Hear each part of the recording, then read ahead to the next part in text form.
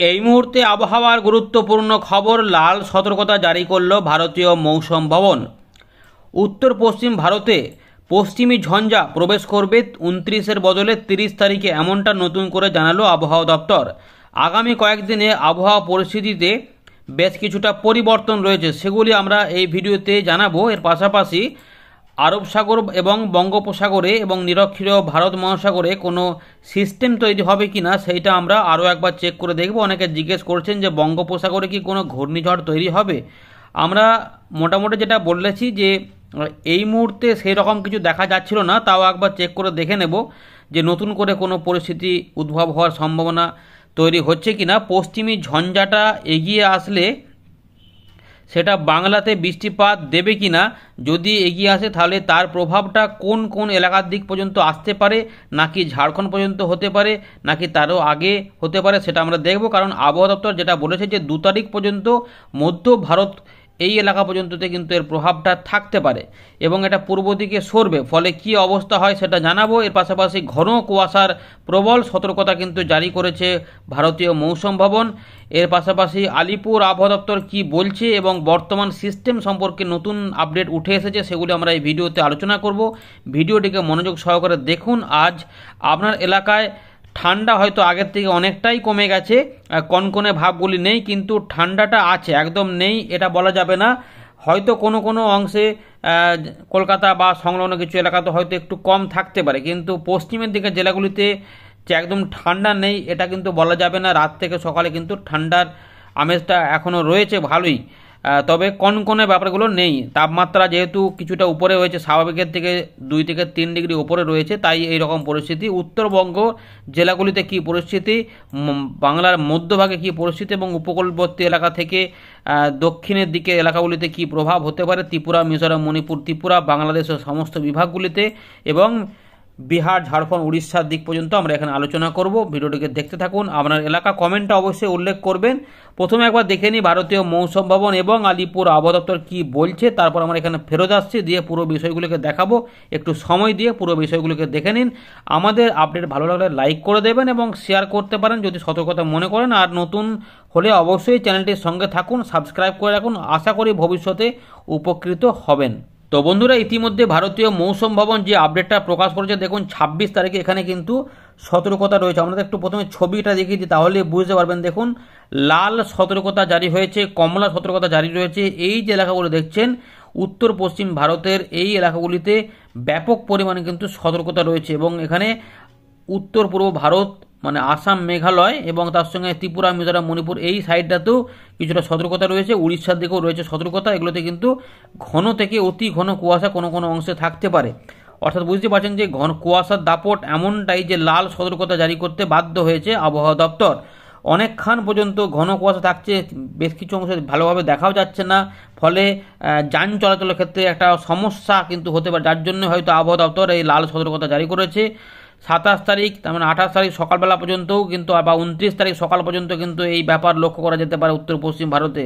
তো 29 তারিখ সকাল পর্যন্ত কিন্তু একটা ব্যাপক পরিমাণে সতর্কতা রয়েছে উত্তর পশ্চিম ভারত এবং এই 29 তারিখের পরেই যেটা আবহাওয়া দপ্তর বলছে যে পশ্চিমী ঝঞ্ঝার আবার প্রবেশ হবে, ফলে এই জায়গাগুলোতে একটু তাপমাত্রা এদিক ওদিক হবে এবং এখানে বৃষ্টিপাতও দু এক জায়গাতে হতে পারে। দেখে নিচ্ছে আবহাওয়া দপ্তর কী বলছে, তার নতুন আপডেট কিছুটা পরিবর্তন হয়তো হয়েছে। আর এগুলি বাংলার দিকে এগিয়ে আসবে কিনা সেটাও দেখবো। যদিও পশ্চিমবঙ্গের দিকে, বিহার, ঝাড়খণ্ডের দিকে কোনো রকম কোনো সতর্কতা 30 তারিখ পর্যন্ত জারি করা নেই, আবহাওয়া দপ্তরের ছবি তাই বলছে। একটু আমরা এখানে দেখে নিই কী কথাগুলো বলছে। তো দেখুন 26 তারিখে যে আপডেটটা দিয়েছে, এখানে অবজারভেশন যেটা তারা পেয়েছে সেই সম্পর্কে একটু বলে দিয়ে, এখন 6 থেকে 10 ডিগ্রির মধ্যে তাপমাত্রা থাকছে পাঞ্জাব, হরিয়ানা, চণ্ডীগড়, দিল্লি, উত্তর পশ্চিম মানে পশ্চিম উত্তরপ্রদেশ এবং 11 থেকে 12 ডিগ্রির মধ্যে থাকছে রাজস্থান, উত্তরপ্রদেশের পূর্ব দিক, মধ্যপ্রদেশ এবং উত্তর ছত্তিশগড়, ঝাড়খণ্ডের দিকে। এছাড়া 2 থেকে 3 ডিগ্রি স্বাভাবিকের থেকে উপরে থাকছে পাঞ্জাব, পশ্চিম রাজস্থান, উত্তরপ্রদেশ, ঝাড়খণ্ড এবং বিহার, তার সঙ্গে ঝাড়খণ্ড কিছু এলাকা থাকছে।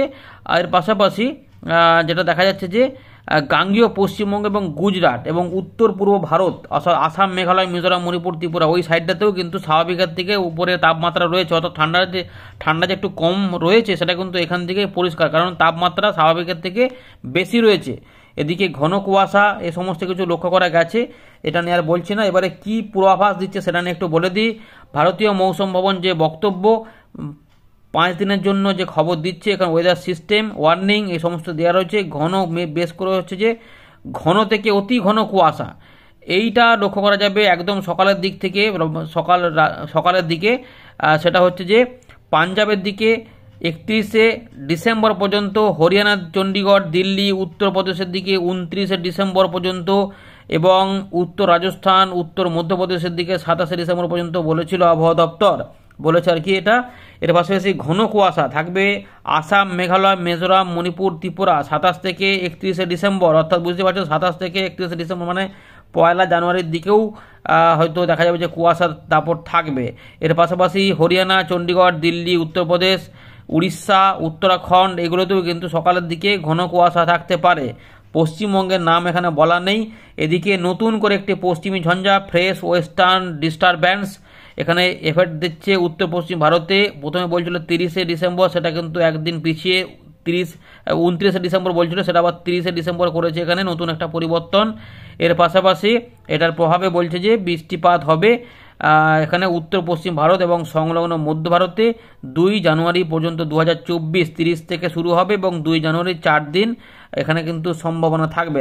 তাপমাত্রাতে বড় কোনো পরিবর্তন হবে না বলছে আবহাওয়া দপ্তর, আর এখানে কিছু নেই। এবার একটু আলিপুর আবহাওয়া দপ্তর কি বলছে সেটা দেখে নিয়ে আমরা উইন্ডিতে ফিরে যাচ্ছি।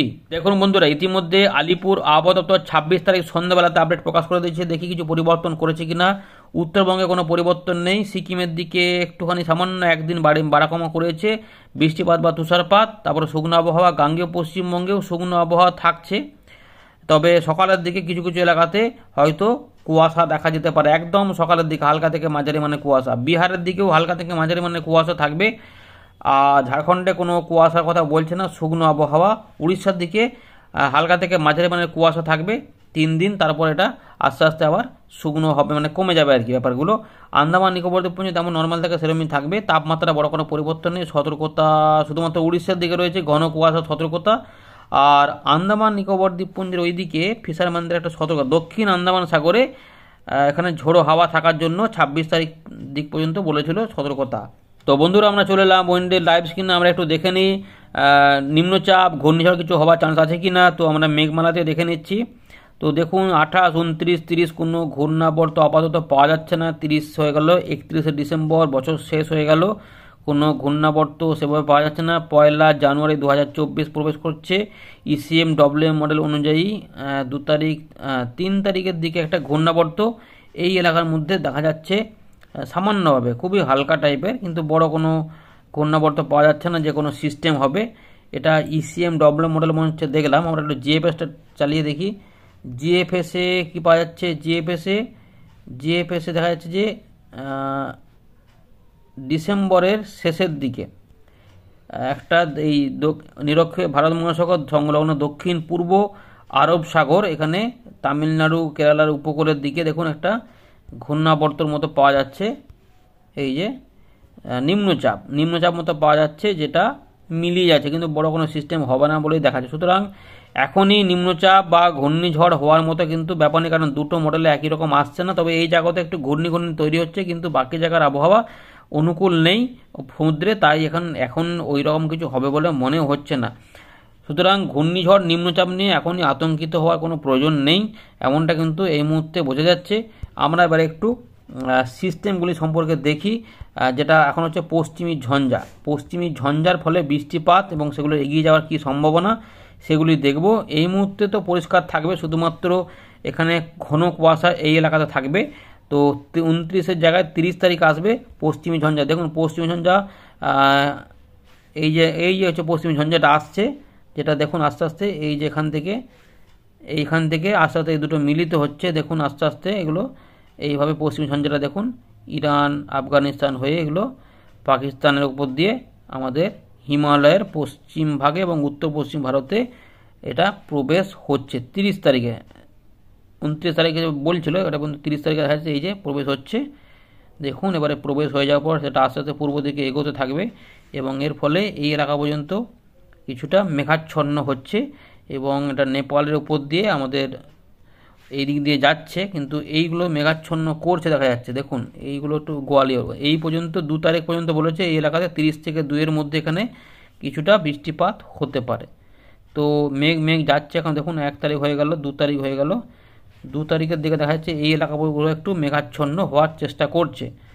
এইটা 2 পর 3, 2-এর দিকে ঝাড়খণ্ড হয়ে এটা পশ্চিমবঙ্গের দিকে যাচ্ছে, কিন্তু বড় মেঘ তৈরি করতে পারছে না।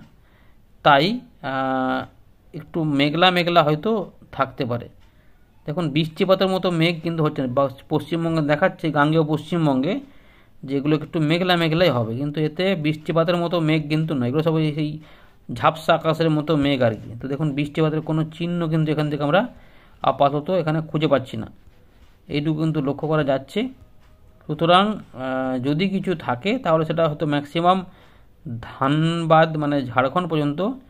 এই যে দেখুন এগুলো যাচ্ছে যে, তো ঝাড়খণ্ড পর্যন্ত কি ম্যাক্সিমাম হয়তো এইগুলো একটু একটু হতে পারে, যদি যদি হয় হালকা। কিন্তু এখন এই মুহূর্তে এই দেখো, এই যখন ঝাড়খণ্ডের কাছে যদি আমাদের মিলিমিটার মধ্যে দেখুন, রাঁচির দিকে যে মিলিমিটারে দেখুন উপর দিকে বাঁ দিকে, এই যে এইগুলো পর্যন্ত একটু পাল্টাচ্ছে। এগুলো দেখুন 0, এগুলো দেখুন 0, কিন্তু ওই দিকটা দেখুন এখানে নিয়ে গেলে এটা দেখুন 0.2, অর্থাৎ এই পর্যন্ত। সুতরাং এইগুলোতে এখনও পর্যন্ত যেটুকু রয়েছে বৃষ্টির মেঘ এদিকে এগিয়ে আসতে পারে, কিন্তু বৃষ্টি হওয়ার মতো কন্ডিশন কিন্তু আপাতত আমরা এখানে দেখতে পাচ্ছি না। সুতরাং 4 তারিখের দিকে দেখা যাচ্ছে যে উত্তর পূর্ব ভারতে এই দিকগুলোতে একটু মেঘাচ্ছন্ন আকাশে কিছু কিছু অংশে বৃষ্টিপাতের মতো ব্যাপার লক্ষ্য করা যাচ্ছে। এইগুলোতে একটু হতে পারে, এইগুলো হচ্ছে বৃষ্টিপাতের মেঘ, বুঝতে পারছেন। তারপর আচ্ছা এটা জিএফএসও রয়েছে, তাহলে একটু ইসিএমডব্লিউ মডেলটা দেখি। এটা তো জিএফএস দেখা যাচ্ছে, হ্যাঁ ইসিএমডব্লিউ মডেলটা দেখা যাক। তো ইসিএমডব্লিউ মডেলেও আমরা দেখবো ওই একইভাবে হয়তো 29 তারিখে আসবে। এখন তো ফাঁকা রয়েছে, শেষে আমরা একটু তাপমাত্রাটা দেখবো। তো 28 29 পর্যন্ত কিছু নেই। 29 তারিখের দিকে দেখা যাচ্ছে যে এই যে পশ্চিম ঝঞ্ঝাটা আসছে আফগানিস্তানের উপর দিয়ে, এইটা ঠিক 30 তারিখেই প্রবেশ করে যাচ্ছে উত্তর পশ্চিম ভারতে এবং সংলগ্ন হিমালয় পশ্চিম দিকে এই এলাকার মধ্যে চলে আসছে। তাহলে 30 তারিখে এই এলাকাতে মেঘাচ্ছন্ন হালকা বৃষ্টিপাত হতেই পারে, উপরের দিকে তুষারপাত হতেই পারে। এইভাবে এগোবে 1 তারিখের দিকেও চলে যাচ্ছে আস্তে আস্তে হিমাচল প্রদেশের উপর দিয়ে, এটা দিল্লির উপর দিয়ে চলে যাচ্ছে পূর্ব দিকে, সরে যাচ্ছে। এই দেখুন আস্তে আস্তে যাচ্ছে, এটা এই এলাকার মধ্যে তার বিস্তারটা থাকছে। কিন্তু 1 তারিখ পর্যন্ত এখানে আমরা কিন্তু সেভাবে কোনো আগের মতো এফেক্ট দেখা যাচ্ছে না, যেটা জিএফএস একটু দেখাচ্ছে। 2 তারিখের দিকে এখান জিএফএস এবং ইসিএমডব্লিউ মডেল এইখানটাতে একটু একই জায়গাতে মেঘলা মেঘলা দেখাচ্ছে। তো আপাতত এরকমই পাওয়া যাচ্ছে। 3 তারিখে যখন চলে যাচ্ছি, দেখুন জিএফএস মতো কিন্তু অত মেঘলা এখানে আসছে না, বা ঝাড়খণ্ডের দিকে অতটা সামান্য একটু আসে, কিন্তু অত বড় কিছু আসছে না। ফলে যেটা হতে পারে এই পরের দিকে একটু একটু দেখা যাচ্ছে, কিন্তু এগুলো যেটা হতে পারে ম্যাক্সিমাম কুয়াশা বাড়াতে পারে। তো এই আর কি ব্যাপার মোটামুটি লক্ষ্য করা যাচ্ছে, যেখানে একটু কুয়াশা পর্যন্ত হতে পারে এই।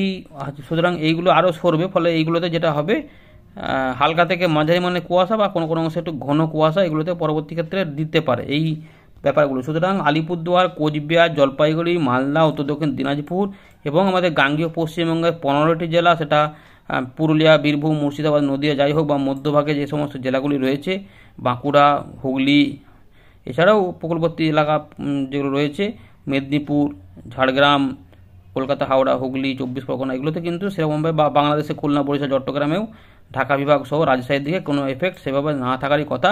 রংপুর, রাজশাহী, ময়মনসিংহ, সিলেট এগুলোতেও সেরকমভাবে কিছু থাকবে বলে মনে হচ্ছে না। ত্রিপুরাতেও শুকনো শুকনোই থাকবে আপাতত, কুয়াশারই ম্যাক্সিমাম চান্স আপাতত যেটুকু বোঝা যাচ্ছে। তো বৃষ্টিপাত নাই বললেই চলে। তাপমাত্রা যেটা হবে জানুয়ারি মাসে কিন্তু তাপমাত্রা নামবে 10, দেখুন 10 ডিগ্রি 13 ডিগ্রি, অর্থাৎ এই যে 13 আবার চলে আসছে। সুতরাং জানুয়ারি মাসের প্রথম সপ্তাহে ওই 2-1 দিন বাদ দিয়ে আমরা দেখবো যে তাপমাত্রা কিন্তু দেখুন আবার 10-এ নেমে আসছে, এবং দিল্লির দিকেও মোটামুটি 7-এ ঢুকে যাচ্ছে, কারণ নাহলে করে 7 চলে আসছে। সুতরাং পশ্চিম ঝঞ্ঝাটা চলে যাওয়ার পরেই উত্তর পশ্চিম দিক থেকে হাওয়া ঢুকবে এবং তাপমাত্রা নামাবে, অর্থাৎ আবার একটা শীতের মধ্যে আমরা প্রবেশ করব। কারণ 10 ডিগ্রি চলে আসছে মানেই মোটামুটি পুরুলিয়ার দিকেও দেখবেন যে ওই 11, 10, 9 এরকম, আবার হয়তো পশ্চিমের দিকে একটু কনকনানি চলে আসতে পারে, আবার শীতের মতো ব্যাপার। কলকাতাতে দেখুন মোটামুটি 13 চলে আসছে মানেই ঠান্ডায় চলে আসবে, আর মাঝখানে মোটামুটি 10-12 চলে আসবে। তার মানে ঠান্ডাটা থাকবে। এই আর কি রয়েছে আপাতত আপডেট। আমরা এখানে আর কিছু করছি না। ধন্যবাদ।